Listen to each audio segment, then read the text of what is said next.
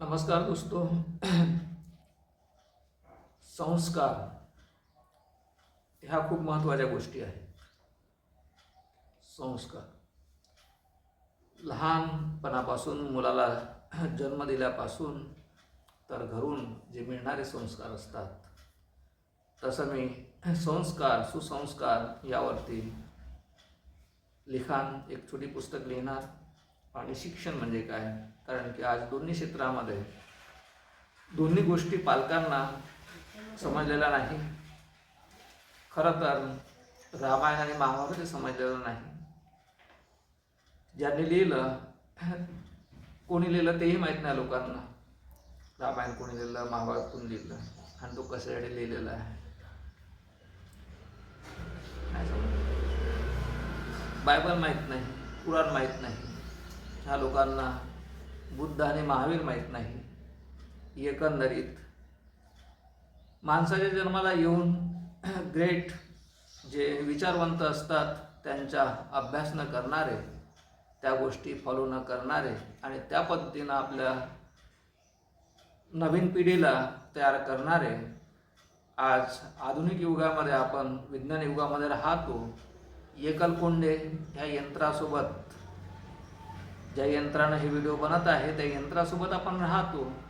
परंतु असं चार लोकांमध्ये, चांगल्या लोकांमध्ये घरचे चार लोक असतील, त्यांच्यासोबत मिळून मिसळून चांगला संवाद सुसंवाद न करता आपापला मोबाईल घेऊन, आपापला यंत्र घेऊन, आपापला कम्प्युटर असो की दुसरं लॅपटॉप असो की टॅब असो, बस त्याला जवळ करून, त्याला मित्र समजून त्याच्यासोबत काय करत असतात, टाईमपास करत असतात. गाणे ऐकतील, पिक्चर पाहतील, व्हिडिओ गेम खेळतील, पबजी असो, फ्री फायर असो की फ्री फायर असो, कोणताही असो. एकंदरीत एक प्रकारचं की याच यंत्रापासून जर आपण विचार केला तर खूप चांगल्या गोष्टी शिकण्यासारख्या आहेत.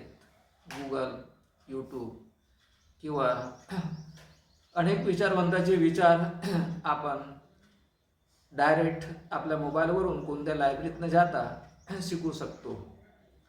अनेक प्रकारचे ट्युशन क्लासेस, कोणत्याही विषयाचे क्लासेस, ह्या सगळ्या गोष्टी आपल्या या स्मार्टफोनच्या माध्यमातून आपण शिकू शकतो. परंतु त्या गोष्टीकडे आपण दुर्लक्ष करतो आणि बेहुदा टाईमपासच्या गोष्टी करत राहतो. आणि याकडे पॅरेंट्स, घरच्या आईवडिलांचा, आजी आजोबांचा, म्हातारे, अनुभवी चांगले, ते म्हणतात की आम्हाला मोठा अनुभव आहे, 50 वर्षाचा, 60 वर्षाचा, 70 वर्षाचा. परंतु अनुभव, experience is the best teacher आपण म्हणतो. परंतु ज्या गोष्टींचा अनुभव असायला पाहिजे, त्या गोष्टींचा अनुभव मात्र 75 वर्षामध्ये येत नाही.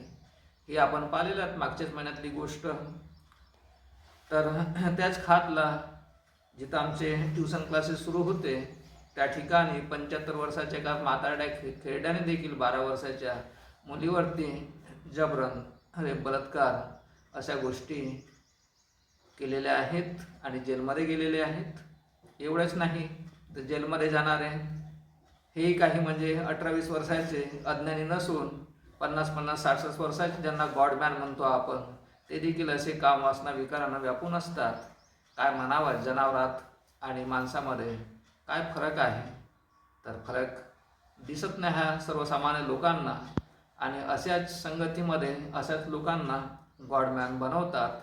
आणि एखादा 15 वर्षापासून 14 वर्षापासून माझ्यासारखा खऱ्या गोष्टी सांगणारा, त्या ठिकाणी 10 विद्यार्थी देखील, हजारो पॅम्पलेट वाटून देखील 10 विद्यार्थी देखील येत नाही. आणि आता हे भाषण देखील किती लोक पाहतील? ह्याच्या ठिकाणी जे टाईमपास करणारे, ते ध्रुव राठी, ॲल्विस किंवा टाईमपासचे ज्या गोष्टी असतात, मार धॉड ॲक्शन, त्या गोष्टी मोठ्या आवडीनं पाहते. ज्याच्यापासून जीवन खराब होते, काही कवडीचा फायदा मिळत नाही, त्या गोष्टी पाहतील आणि या जीवनाला सजविणाऱ्या गोष्टीकडे दुर्लक्ष ठेवते. त्याच्यामुळे जीवनाचा अर्थ न कळल्यामुळे यांच्या जीवन असंच व्यर्थ जाणार, असंच व्यर्थ जाणार. तर जीवनाचे सार्थक करण्यासाठी सत्याची, संताची, खऱ्या गोष्टींकडे आपला जरी लक्ष केंद्रित झाला तर जीवनाचे सोने होईल मित्रांनो. जीवनाचे सोने हे तुमच्याच हातात आहे.